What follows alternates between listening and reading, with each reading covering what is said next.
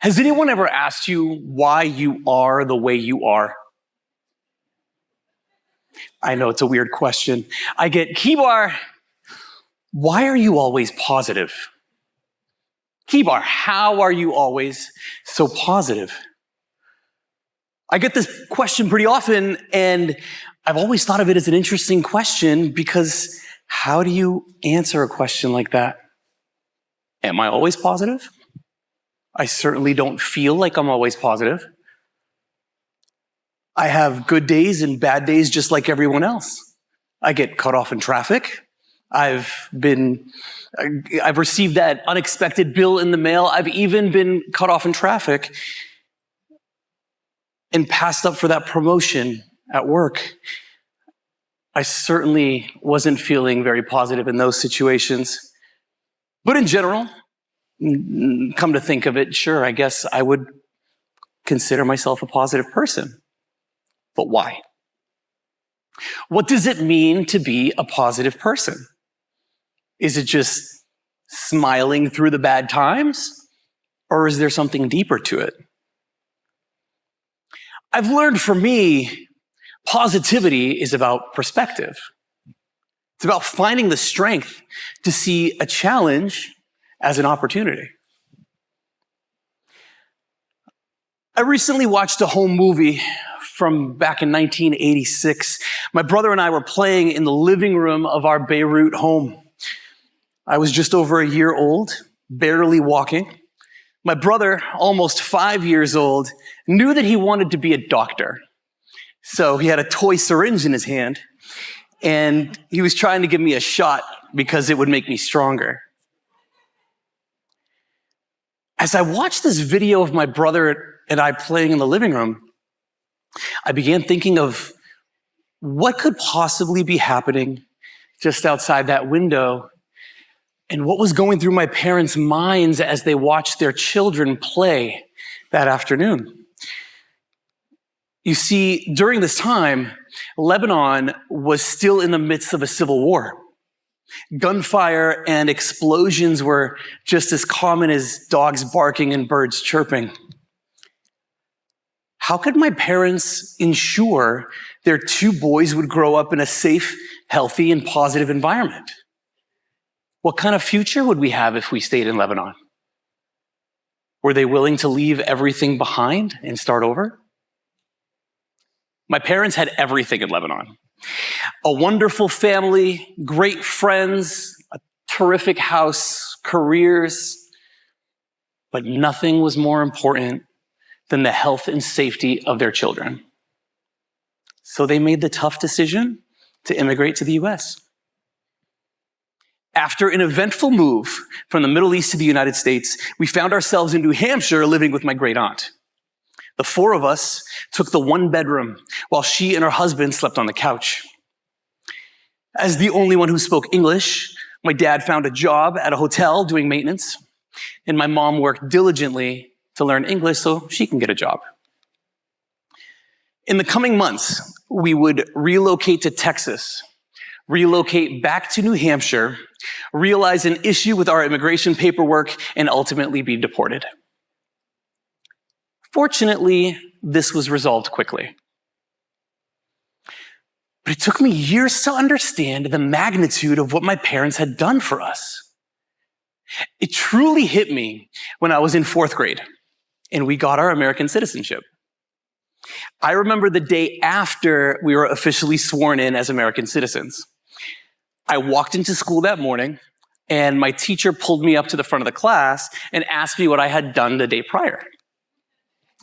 I remember the conversation well because I was already a little grumpy, not a morning person, and I was not interested in standing in front of the whole class. But I remember saying something like, yeah, we had to go to Boston and we had to sit in front of this man and answer a lot of his questions, and then we had to take pictures in front of the American flag.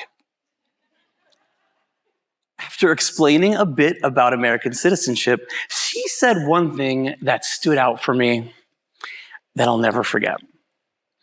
She said, "You didn't have to. You got to."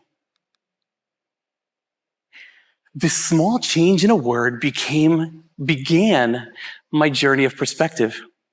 It became a tool. My parents didn't have to leave everything behind. They didn't have to struggle to find work and learn a new language. They didn't have to start over. They got to build a new foundation for a better future for their children. This perspective, however, was put to the test on September 11th, 2001. I was in high school, sitting in my second period class when we watched the news. I wasn't very clear on what was happening at the time. It just looked like a horrific accident. But it didn't take long before I heard those dreaded words from the news reporter. It appears to be a terrorist attack. It was at that moment I knew we were in for a long road. I was impressed with how long it took before the bullying started. Almost 3 hours. His name was Dan. I vividly remember all the comments and racial slurs from him and his little group of friends. Days became weeks. Weeks turned into months of news stories and articles of violence and discrimination. And all I can think of was that I had to sit there quietly, while administrators hung paper American flags in every window of my high school that read, "United we stand." I was so proud of my American citizenship because I knew what it truly meant. I knew what my parents had to go through to get us here, to have more opportunity, to have a better life, to escape from war. Up until this point, I had adopted the I have to becomes I get to mentality, but during this time in my life, it wasn't working. My positivity, my perspective was gone. By September 2002, I had experienced a very difficult year. To add salt to the wound, the English department at my high school decided to hold an essay competition and invited all the students to write about their reflections over the past year. What does freedom mean to you, or something to that effect?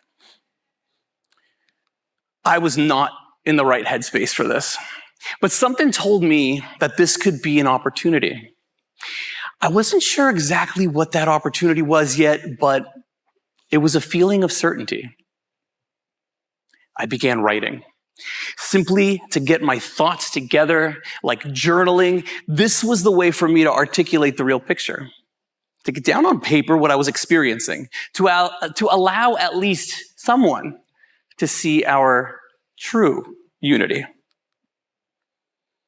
It took less than a day for my English teacher to pull me into a conversation with him and the high school guidance counselor.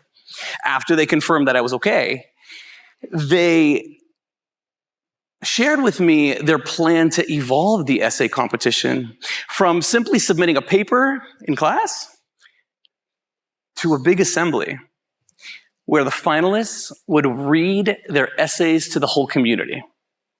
And I was a finalist. It was as if fate did what it was supposed to do. Everyone who said those things, everyone who called me a terrorist, who made comments about my country, my family, my identity, would now hear how they impacted me. I slowly felt my positivity return. I left that office feeling a bit nervous, a bit anxious, but also hopeful. The following week, the entire school gathered for the assembly. One by one, finalists stood up at the podium to recite their essays about freedom. I went last. I started with the 6 words that would change perspectives for a lot of people that day. I was born during a war. For 4 minutes, I spoke about what United We Stand could look like. For 4 minutes, I spoke about what my family went through in hopes for a safe and healthy future. For 4 minutes, I spoke about how my family escaped from war, and now war had followed us here. You could hear a pin drop.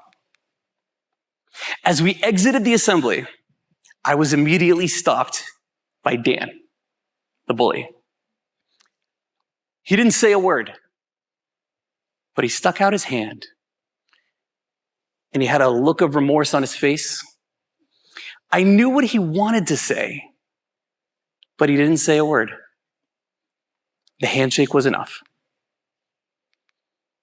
It was a powerful reminder that positivity can sometimes be about finding the courage to speak your truth, and that doing so could lead to understanding and change.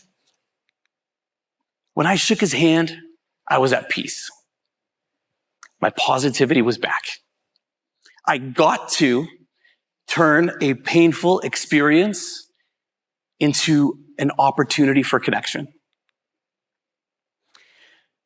Now, the sacrifices my parents made to ensure our health, safety, and a better future seem to be on track. But health can be tricky. The summer after my 19th birthday, I started experiencing some pain in my stomach. After a few weeks, the pain became more severe and more frequent, so I decided to get it checked out. My doctor was on vacation, so they had me see the other guy. And after several visits and let's try this medication and that medication, it was clear that he was stumped. By the third appointment, about 2 months after the initial visit, he said something that I'll never forget. It's definitely not cancer. I'm sorry, what? Cancer? Where did cancer come from? As soon as I left the exam room, I went straight to the receptionist's desk and insisted on a follow-up appointment with my actual doctor. That appointment yielded different results. Within a week, I was admitted to the hospital, spent 7 nights, and had emergency abdominal surgery. We still didn't have answers, but I was in a lot less pain. It's definitely not cancer. Why would he say that? About a month later, I got the phone call. It was around 5:30 p.m. I was at the dinner table with my grandparents, my parents, and my brother. It was cancer. She wasn't sure what kind. Hodgkin's, non-Hodgkin's, early stage or advanced. No answers, but a referral to oncology. I wasn't sure how to feel that night. My grandparents were crying in the living room trying to watch Lebanese TV. My mom was in her bedroom crying on the phone with her sister. My dad was on his computer researching ways to cure cancer. Everyone began processing the news in different ways except for me. I didn't know how I should process. What I did know is that I had to call Maria. Maria, or shall I say Mrs. Courtney. She was my high school music teacher. Maria was one of those teachers that made a huge impact on my life. I had learned Maria's story through our academic time together. She had breast cancer and overcame so much through her journey. She was one of the strongest people I knew, and she was a survivor. So I had to call her. She gave me advice that would put me in the best headspace possible for what's to come.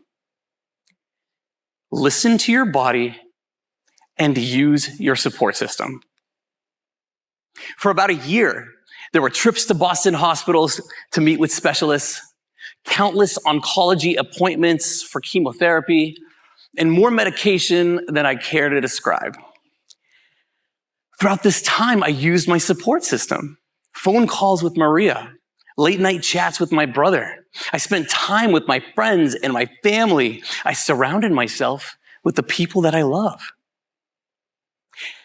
I used my support system and made it through a time that seemed like it should be the worst days of my life. But I would argue they were among the best. Because not too long after, I got to speak at Relay for Life events.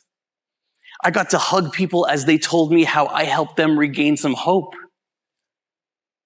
I got to speak to other patients and inspire them to keep fighting, encouraging them to use their support system. I was in remission for 5 years, and I've been cancer-free for 15. Thank you. My parents' decision to move us to America, my teachers' simple but profound words, and my journey with cancer have all contributed to my understanding of what it means to be positive. Every challenge, every setback, every moment of uncertainty has been an opportunity to grow, to learn, to become stronger. It's not about ignoring the difficult times or pretending they don't exist. It's about recognizing that when there's a challenge, there's a chance to find something positive, an opportunity to create a new habit, a new perspective. So ask me again, Kibar, why are you always so positive? Because over the past 39 years, I've been able to shift my perspective and see the silver lining when faced with challenges. But I like to think it's because my brother gave me a shot when I was little to make me stronger.